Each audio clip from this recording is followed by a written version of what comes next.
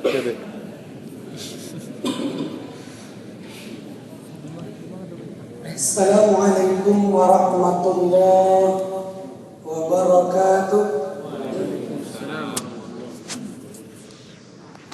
Innal hamdalillah nahmaduhu wa nasta'inuhu wa nastaghfiruh wa na'udzu billahi min shururi anfusina wa min sayyiati a'malina. Man yahdihillahu fala mudilla lahu wa man yudlil fala hadiya lahu. Ashhadu an la ilaha illallah wahdahu la syarika lahu wa ashhadu anna Muhammadan abduhu wa rasuluh. Allahumma salli wa sallim wa barik ala hadzal nabiyil karim wa ala alihi wa ashabihi ajma'in. A'udzu billahi minasy syaithanir rajim. Bismillahirrahmanirrahim. Qul in kuntum tuhibbunallah fattabi'uni yuhibbukumullah wa yaghfir lakum dhunubakum wallahu ghafurur rahim. Wahai Nabi, sampaikanlah kepada orang-orang yang beriman, jika kalian benar-benar mencintai Allah, maka ikutilah aku.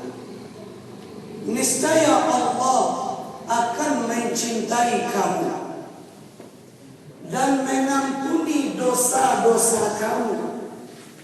Dan Allah Maha Pengampun lagi Maha Penyayang kepada seluruh makhluknya.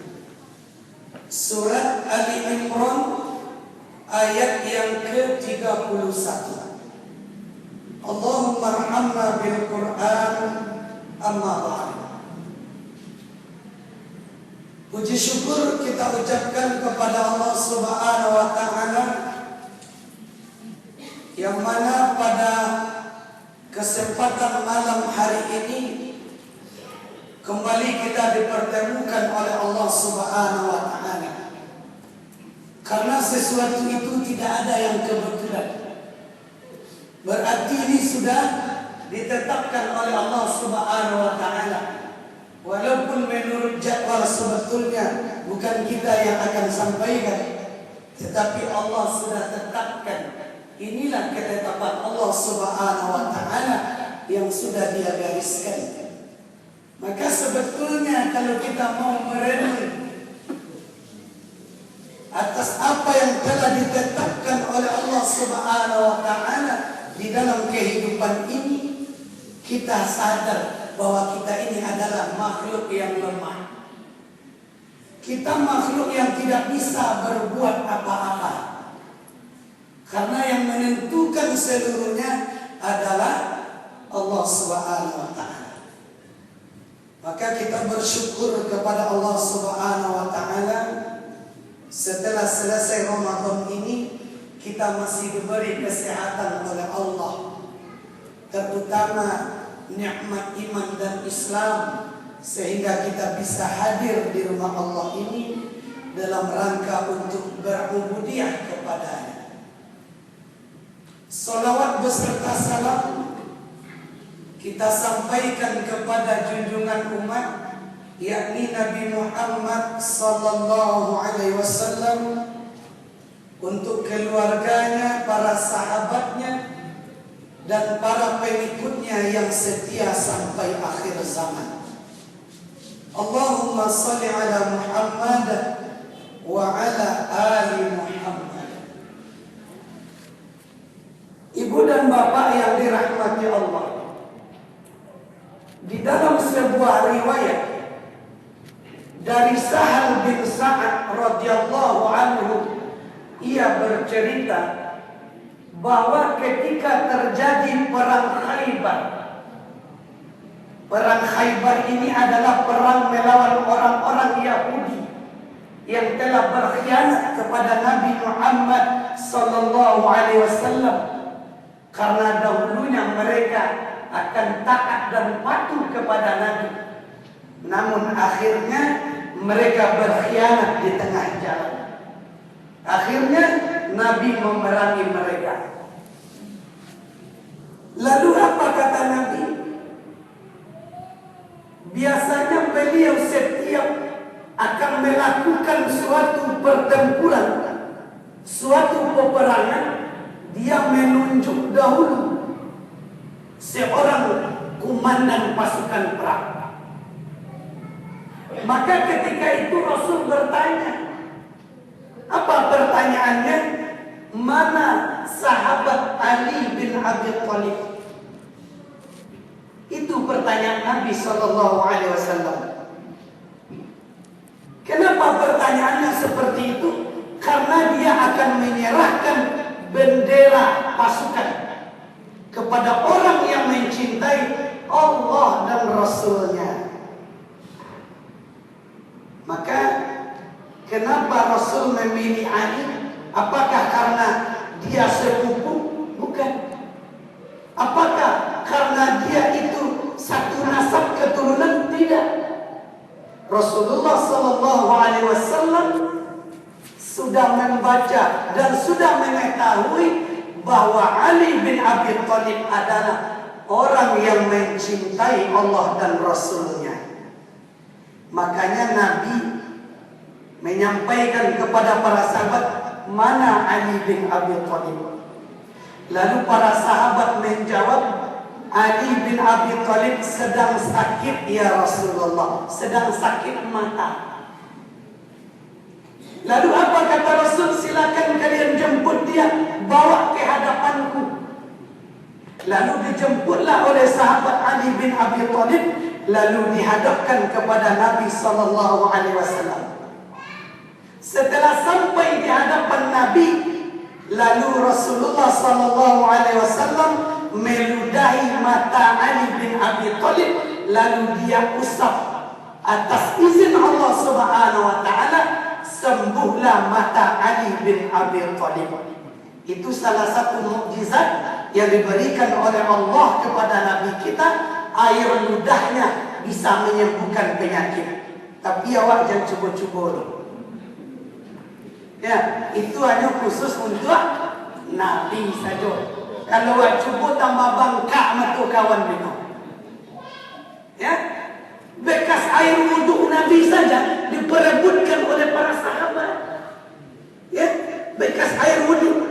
Ibu dan bapak bisa baca di dalam kitab ya fikih bab taharah. Itu ada sebuah riwayat dari Abu Hurairah radhiyallahu anhu. Beliau bercerita bahwa bekas wuduk Rasulullah diperebutkan oleh para sahabat. Kenapa? Habis berwuduk Nabi ludahi itu bekas air wuduk karena bisa menjadi obat. Lalu atas izin Allah sembuhlah penyakit mata Ali. Lalu apa kata Rasul? Wahai Ali, sekarang aku amanahkan kepada engkau untuk memimpin pasukan ini. Maka diberikanlah bendera tauhid tadi dengan kalimat la ilaha illallah. Tapi kini kalau ada orang pakai bendera la ilaha illallah, dicurigai pokok sis koma. Langsung dicurigai, padahal ini adalah bendera Rasulullah sallallahu alaihi wasallam. Nah, kenapa Allah memilih Ali? Rasulullah memilih Ali karena sudah terbukti kecintaannya kepada Allah dan Rasulnya. Buktinya apa? Ketika Nabi sallallahu alaihi wasallam melaksanakan hijrah dari Mekah ke Madinah, siapa yang menggantikan posisi tidur Nabi? Ali bin Abi Thalib. Padahal tantangannya itu adalah nyawa. Tantangannya adalah mati. Tetapi Ali bin Abi Thalib tanpa gentar sedikit pun ketika Nabi sampaikan kepadanya, jawabannya sami'na wa ata'na. Tapi jangan dikira Ali ini aman sampai pagi. Tidak, babak belur. Karena tangan lu bangka-bangkaan. Jadi sangku aman Ali itu sampai pagi. Karena tangan. Ya, kan dalam riwayat itu kita baca, ya, ketika Nabi lewat di depan kafir Quraisy, maka orang kafir Quraisy ketiduran sehingga dia tidak melihat Nabi lewat. Ya, akhirnya mereka sudah kaget, dia terbangun pada menjelang pagi. Lalu dia dobrak pintu masuk ke rumah Nabi. Ternyata dia dapati di dalam kamar Nabi itu adalah Ali bin Abi Thalib. Apa bukti yang lain bahwa Ali telah membuktikan kecintaannya kepada Allah dan Rasul ketika terjadi perang Badar? Ketika diminta oleh kaum kafir Quraisy untuk adu tanding perang 1 lawan 1, siapa yang pertama sekali maju? Ali bin Abi Thalib juga. Ketika terjadi perang Uhud, siapa yang melindungi Nabi dari musuh ketika itu? Ali bin Abi Thalib. Karena dasar itulah Rasulullah SAW memberikan bendera tadi kepada Ali bin Abi Thalib. Kenapa? Karena Nabi sudah tahu tentang kecintaannya kepada Allah dan Rasulnya. Pertanyaannya, bagaimana dengan kita? Itu pertanyaannya. Bagaimana dengan kita? Kita kemarin sudah 1 bulan dilatih. Ya, selama Ramadan kita dilatih oleh Allah Subhanahu wa Ta'ala. Apa saja kita dilatih? Salat berjamaah. Yang tidak terbiasa salat berjamaah, ramai hadir di masjid, bahkan sampai ke lantai 2. Sekarang, kemana dia? Yang dulu banyak hadir. Iko yang hadir kini pemain lama kok, Pak. Yang lampak tidak mau cari wajah. Yang baru-baru dulu kemana dia? Padahal dia sudah dilatih oleh Allah.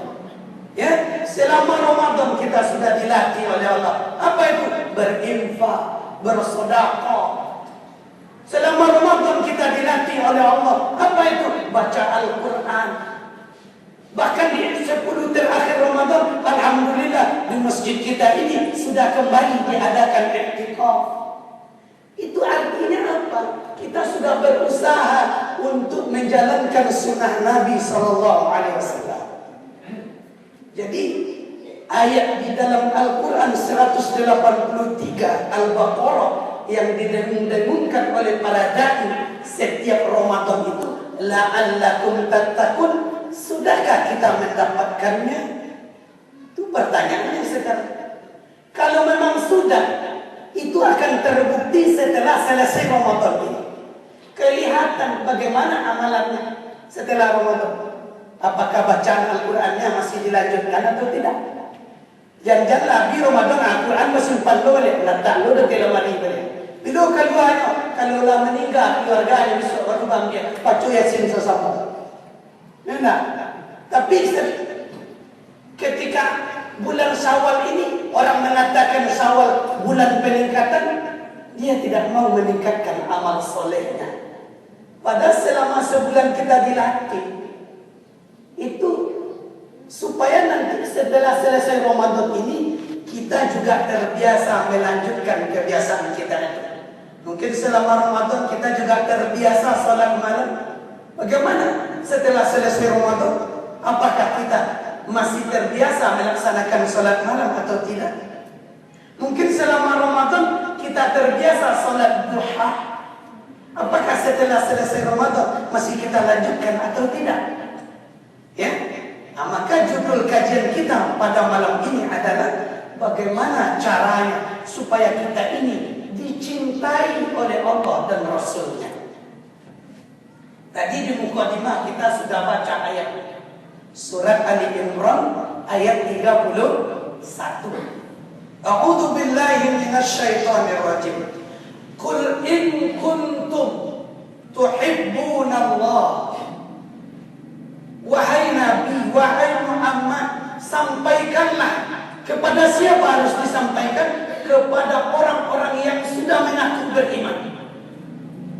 In kuntum tuhibbunallah, jika kamu benar-benar mencintai Allah, fattabi'uni, maka ikutilah aku. Aku di situ siapa maksudnya? Rasulullah sallallahu alaihi wasallam. Ikuti Rasul. Jangan yang lain-lain kita ikuti. Ya, jangan ikuti nenek moyang.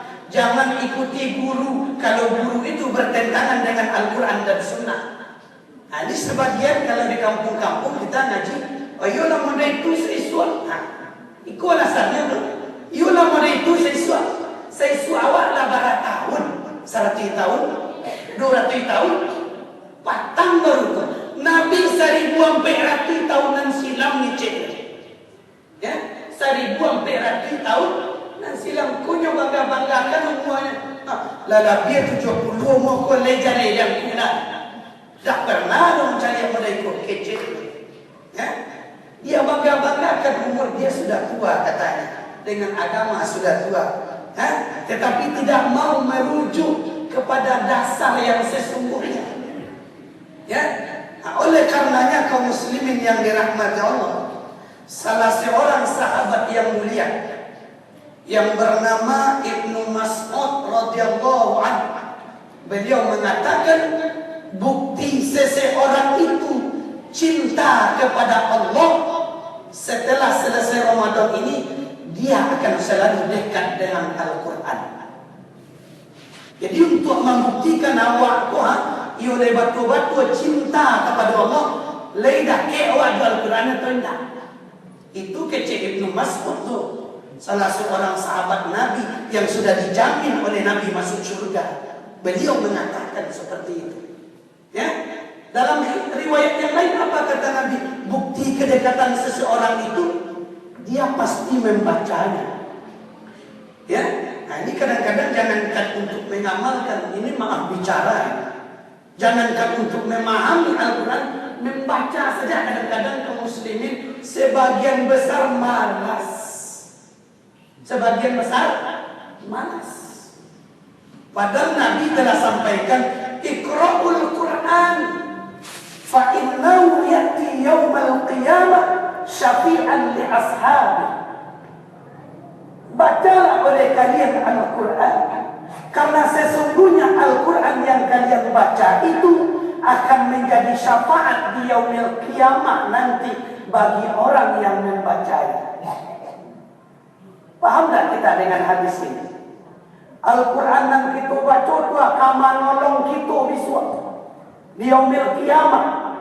Datanglah kepada Allah, ya Rabb, ya Rabb, sesungguhnya orang ini telah membacaku ya Allah. Maka pada hari ini izinkan aku untuk memberikan syafaat kepada orang ini. Maka atas izin Allah diberikanlah syafaat kepada orang yang membacanya. La aqulu alif lam mim. Saya tidak katakan alif lam mim itu satu huruf kata Nabi, walakin akan tetapi alif harfun, lam harfun, mim harfun. Alif satu huruf, lam satu huruf, mim satu huruf. Ya, setiap satu huruf diberi kebaikan pahala sebanyak 10 pahala kebaikan. Jadi alif lam mim saja kita baca lah berapa pahala? 30. Al-Fatihah lah pernah betong berapa jumlah hurufnya? Alah, lalu le 100 yang balik jumlah. Kali dah 10 berapa? Bismillah sampai waladhdallin itu 114 huruf. Kali 10 berapa kita dapat pahala kebaikan? Kuna nak baca dalam solat hari Jumat 7 balik rakaat, alun tambah lo solat sunat dikoleh. Yang jali saja tuan. Betapa sayangnya Allah kepada kita. Tetapi kita jali manusia kini kok ala dia namu langganan koran dari baca Quran. Koran berapa yang minimal kini cek? 5.000. Datanglah 5.000. Sebulan berapa? 100 Mau bunuh setahun. Kok dibalik ke bodoh dah rapi? Sekarang Allah tawarkan kepada kita ini. Allah tidak pernah minta upah kepada kita. Justru Allah yang memberikan upah. Kenapa kita jauh dari Al-Quran? Kenapa? Ini menjadi renungan bagi kita bersama-sama. Termasuk yang menyampaikan ini. Termasuk yang menyampaikan. Ya, bagi kaum muslimin yang belum khatam kemarin, ketika Ramadan, lanjutkan. Buang sampai juz 27 baru start. Kan 3 juz lain itu. Lanjutkan, sayang gitu. Ya, bagi yang sudah khatam dahulu, ulang lagi dari Al-Fatihah. Mulai lagi. Begitu harusnya orang yang dekat dengan Al-Quran, kata Rasulullah, akan menjadi keluarga Allah dan Rasul nanti di yaumil qiyamah. Kedua, bukti seseorang itu mencintai Allah dan Rasulnya adalah dia akan jadikan Al-Quran ini sebagai pedoman di dalam kehidupannya. Dia jadikan Al-Quran ini sebagai dasar hukum. Dia jadikan Al-Quran sebagai dasar hukum. Ketika ini bertindak tentang persoalan, ya, di dalam kehidupannya, dia cari risiko dulu. Ada diperintahkan Al-Quran atau tidak? Ada dilarang atau tidak? Kalau ada yang kerajaan, kalau tidak, ya tinggal. Wa ma atakumur rasul fakhuzuhu. Apa yang diperintahkan oleh Rasul kepadamu, kerjakan. Wa ma nahakum anhu fantahu. Apa yang dilarangnya, tinggalkan. Sebetulnya beragama ini sederhana. Cuman kadang-kadang orang pusing. Kenapa harus pusing? Petunjuknya sudah jelas semua. Kita mau ngapain? Mau ngapain kita? Lengkap seluruhnya di sini. Mau ngatur pemerintah ada di sini. Cara berkeluarga ada di sini. Cara pertanian ada di sini. Kalau rumah tangga ada masalah, ada solusinya. Seluruhnya sudah lengkap di dalam Al-Quran. Tetapi manusia hari ini masih menjadikan hukum manusia sebagai pedoman di dalam kehidupannya. Tidak mau menjadikan Al-Quran. Jadi adalah ibu dan bapak, kenapa hari ini Indonesia selalu ditimpa musibah? Apa penyebabnya? Karena pemerintahan kita tidak mau menjadikan dasar hukumnya adalah Al-Quran dan Sunnah. Itu penyebab utama. Jadi berulang-ulang kali mana orang madoana namanya kok pelatihan ini kok untuk menanggulangi bencana. Namun maksiat tidak dihentikan, musibah itu tidak akan pernah berhenti. Itu kata Allah di dalam Al-Quran.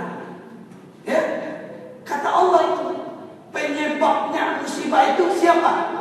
Oleh ulah tangan malu. Baca nanti surat Ar-Rum surat ke-30 ayat 41. A'udzu billahi minasyaitonir rajim. Zaharal fasadu fil bahri bima kasabat aydin nas. Telah tampak kerusakan baik di darat maupun di laut disebabkan oleh ulah tangan manusia. Itu akibat apa? Akibat manusia jauh dari Al-Quran. Nah, kemudian yang selanjutnya, bagaimana supaya kita ini agar dicintai oleh Rasulnya? Tadi ayat sudah katakan, fattabi'uni, maka ikutilah aku, kata Nabi. Ya. Jadi kita kadang-kadang sebagian ketika ditanya siapa Nabi kita, Muhammad sallallahu alaihi wasallam, cinta enggak kita kepadanya? Ya cinta. Tetapi kadang-kadang sebahagian perbuatannya bertolak belakang dengan sunnah Nabi. Ya, bertolak belakang. Ada pepatah mengatakan tak kenal maka tak cinta, tak cinta maka tak sayang. Bagaimana kita akan timbul kecintaan kita kepada Rasul sementara kita tidak mau kenal dengan dia, tidak mau mempelajari sirahnya, malas membaca. Ini penyakit ini. Salah satu ilmu itu kan dengan rajin membaca. Ini membaca malas. Dari mana dia akan mendapatkan ilmu? Di samping mendengar, di samping belajar. Membaca tidak mau. Ya, tentang sirah Nabi, ya, tentang istri Nabi, tentang anak Nabi, berapa perempuan, berapa laki-laki, tidak tahu dia. Tapi kalau idola-idola, tanyalah si anamu artis apa dia sebut, ya? Kasus artis apa dia sebut. Tetapi Rasulullah sebagai panutan, tidak dia jadikan sebagai suri tauladan. Padahal Allah sudah katakan dalam surat Al-Ahzab, surat yang ke-33 ayat yang ke-21. Apa kata Allah? A'udzubillahi minasyaitonir rajim. Laqad kana lakum rasulillahi uswatun hasanah liman kana yarjullaha wal yawmil akhir. Ya. Sungguh pada diri Rasulullah itu terdapat suri tauladan yang baik bagi kalian, kata Allah. Bagi siapa? Bagi orang-orang yang beriman kepada Allah dan hari akhirat. Ya? Dan juga dia banyak mengingat Allah Subhanahu wa taala. Jadi Rasulullah sering kita jadikan sebagai idola kata kita. Tetapi ketika ada orang mencemooh sunnah Nabi, kita diam saja. Tidak ada pembelaan. Ya? Dicemooh dalam masalah janggut misalnya. Awak satu tu galak. Bocor cemooh orang. Kok janggut lah bawarna ini mau tak bahan. Kok bawarna janggut itu bahan. Sana. Ambo paling tidak lama dia buat orang tu kalau masalah sunnah Nabi itu kan sudah jelas banyak ini hadisnya. Tingkatnya pun kita sudah baca. Yang merawikannya pada umumnya imam-imam, ya, yang sudah diakui keulamaannya. Tetapi hari ini banyak umat Islam yang mencemooh, tapi kita diam saja. Kenapa kita tidak bela? Jangankan cerita orang membuat kartun Nabi seperti di Texas, Amerika itu. Kadang dekat lingkungan kita saja kita dicemooh, kadang-kadang kita diam. Kenapa kita tidak sampaikan hujah kita kepadanya supaya dia itu diam, tidak mencemooh? Kalau kita belajar masalah akidah, mencemooh, mencaci maki sunnah Nabi bisa menyebabkan seseorang itu nanti jatuh ke dalam kekafiran. Ini bahaya. Kadang-kadang orang itu tidak tahu, ya. Kadang-kadang orang itu tidak paham. Ya. Maka tugas kita kaum muslimin yang dirahmati Allah mengikuti sunnah Nabi dan membelanya. Itu tugas kita itu. Siapa yang mengikuti sunnah Nabi dan ikut membelanya, kata Nabi SAW, ia akan bersamaku nanti di dalam surga. Itu jaminan Nabi itu. Ya, al-mar'a ma'a man ahabba. Seseorang itu akan bersama orang yang dia cintai nanti di surga. Sehingga Nabi dalam riwayat yang lain mengatakan, wa man ahabbani, ya, wa man ahya sunnati, siapa yang mencintai sunnahku, faqad ahabbani, maka sungguh dia telah mencintaiku, kata Nabi. Ya, siapa yang mencintai sunnahku berarti dia telah mencintai diriku, kata Nabi.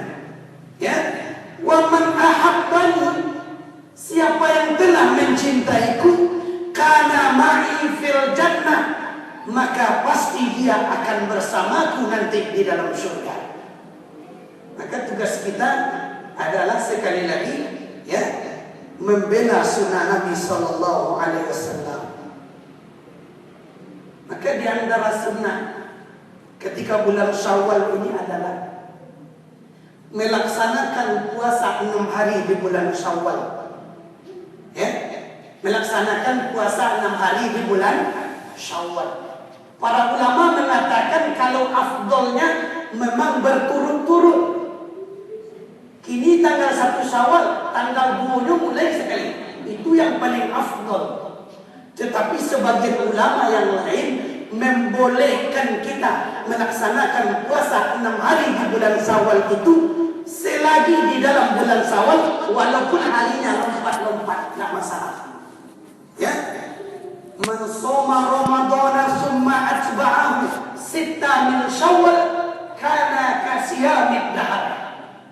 Siapa yang puasa di bulan Ramadan lalu dia lanjutkan puasa 6 hari di bulan Syawal, kana kasiyamid dahar, seolah-olah dia telah puasa 1 tahun penuh. Apa rahasianya 1 tahun penuh? Nabi SAW mengatakan satu kebaikan itu dibalas 10. Maka Nabi menyampaikan kepada kita 1 bulan itu sebanding dengan 10 bulan. 1 bulan Ramadan kapatan kuah kecil Nabi kuah sabanding dengan 10 bulan. Sementara puasa 6 hari itu sebanding dengan 2 bulan. Kenapa? 1 hari ya, dihitung dengan 10 kebaikan. Ya nak? Kini 6 kali 10 berapa? 60. 60 tu kalau hitung bulan berapa? 2 10 tambah 2 balik berarti ganok 1 tahun. Itu rahasianya kecil Nabi SAW. Ya, kenapa puasa 6 hari di bulan Syawal itu dikatakan oleh Nabi seolah-olah ya sama kita puasa 1 tahun penuh. Kan rugi wah kalau anak 1 tu ya, manalah selesai mengerajokan alhamdulillah. Tapi ko ado na masih alun lagi wah, masih ada kesempatan sampai balik lagi. Ya, masih ada waktunya 14 hari. Ini para ulama membolehkan walaupun waktunya kini puasa sudah 2 hari misalnya. Ya tak? Lalu sering timbul pertanyaan. Apa pertanyaan? Ustaz, kamang kodo dulu atau puasa Syawal dulu? Kalau menurut pendapat ulama yang sahih kodo dulu, terutama bagi ibu-ibu. Ya, sebab kata Nabi di dalam hadisnya itu, ya, hutang kepada Allah itu lebih utama dilunasi. Ya, hutang kepada Allah itu lebih utama dilunasi daripada hutang kepada manusia. Sebetulnya ya beda tipis. Dia utama, ini ada yang lebih utama. Nah, maka lunasi dulu. Kalau awak dulu ibu-ibu datang bulan bara dulu kerajuan itu dulu. Itu menurut pendapat ulama yang sahih. Tapi ada juga sebagian ulama mengatakan bahwasanya dia boleh mengerjakan puasa Syawal terlebih dahulu dengan catatan penyebab dia tidak puasa itu karena alasan syar'i. Karena alasan syar'i. Apa itu alasan syar'i? Sakit dalam perjalanan, ya nak? Haid, itu namanya alasan syar'i. Kalau itu alasannya, maka ia boleh ya mendahulukan puasa Syawal. Kenapa? Karena waktunya sempit. Jangan-jangan nanti saya tidak dapat bagian. Kalau dia mengira seperti itu, maka ia boleh mengerjakan terlebih dahulu, kata para ulama. Tetapi yang perlu kita perhatikan, kaum muslimin yang dirahmati Allah, siapa yang tidak berpuasa bukan karena alasan syar'i, kata Ibnu Mas'ud radhiyallahu anhu, walaupun ia puasa sepanjang masa, ia tidak akan bisa mengganti puasanya yang 1 hari itu. Jadi kalau awak menganggap remeh tentang puasa di bulan Ramadan, banyak puasa alasannya malik, kan begitu. Orang semuanya puasa, dia tidak. Kata Ibnu Mas'ud, puasa yang 1 hari yang tidak dia kerjakan bukan karena alasan syar'i, dia tidak akan bisa menggantinya walaupun ia puasa sepanjang masa. Nah, ini kan ancaman ini, ya, ancaman yang sangat besar bagi orang yang menganggap remeh, ya, yang menganggap remeh tentang masalah puasa Ramadan. Ya, padahal ulama sudah sepakat itu. Apa sepakatnya? Ramadan ini, puasa Ramadan hukumnya wajib. Siapa yang meninggalkannya, dia termasuk telah melakukan dosa besar. Kalau dalam kitab Imam Az-Zahabi kita baca, ya, orang yang meninggalkan sholat, orang yang tidak mau membayarkan zakat, dan orang yang tidak puasa termasuk ke dalam kategori dosa besar. Ya, caranya apa? Cik saja bertobat kepada Allah Subhanahu wa taala. Bertobat kepada Allah Subhanahu wa taala. Nah, itu diantaranya, ya, sunnah yang dicontohkan oleh Nabi sallallahu alaihi wasallam kepada kita, maka kita lakukan apa yang telah dianjurkan kepada kita. Kalau kita baca sejarah kecintaan para sahabat kepada Nabi sallallahu alaihi wasallam sangat luar biasa. Contoh kasus Abu Bakar radhiyallahu anhu. Ketika Nabi melaksanakan hijrah ke Madinah, kan beliau mampir dulu di mana? Di Gua Sur. Apa kata Abu Bakar? Ya Rasulullah, jangan engkau yang masuk ke dalam gua itu, biarlah aku yang terlebih dahulu masuk, sehingga apapun yang terjadi biarlah aku yang merasakan, asalkan jangan engkau ya Rasulullah. Begitu kecintaan beliau kepada Rasul sallallahu alaihi wasallam, sampai-sampai di dalam riwayat kan beliau pun digigit oleh binatang buas, kan, ya, binatang berbisa. Ada yang mengatakan kalajengking, kan begitu, ya, sehingga tidak tertahan oleh sahabat Abu Bakar ini, dia diam saja. Sehingga Nabi terbangunnya karena memang air matanya itu telah mengenai pipinya, air mata Abu Bakar. Karena ketika itu Rasulullah tertidur di bangkunya Abu Bakar As-Siddiq radhiyallahu anhu. Begitu dia buktikan kecintaannya kepada Rasulullah sallallahu alaihi wasallam, begitu mati-matian dia membela. Ya, begitu juga ketika bapaknya mencaci maki Nabi. Ya, ketika bapak Abu Bakar ini menghina Rasulullah, lalu ketika itu dia pukul bapaknya sampai bapaknya ini terjatuh. Sampailah berita itu kepada Rasulullah sallallahu alaihi wasallam. Apa kata Rasul? Wahai Abu Bakar, apakah engkau memang benar melakukan itu? Benar ya Rasulullah. Seandainya ketika itu ada pedang di sampingku, maka aku akan tebaskan pedang ini ke lehernya. Kenapa ia sampai melakukan seperti itu? Seorang Abu Bakar yang imannya luar biasa. Para ulama telah menyampaikan di dalam beberapa riwayatnya bahwa manusia yang terbaik setelah Rasulullah sallallahu alaihi wasallam adalah sahabat Abu Bakar radhiyallahu anhu. Ulama menyampaikan seperti itu. Ya, begitu cintanya dia kepada Rasulullah sallallahu alaihi wasallam. Ya. Begitu juga sahabat yang lain, ya, seperti Rabi'ah bin Ka'ab, ketika ia ditanya, ya, ketika ia diberi tawaran oleh Nabi sallallahu alaihi wasallam, apa keinginanmu?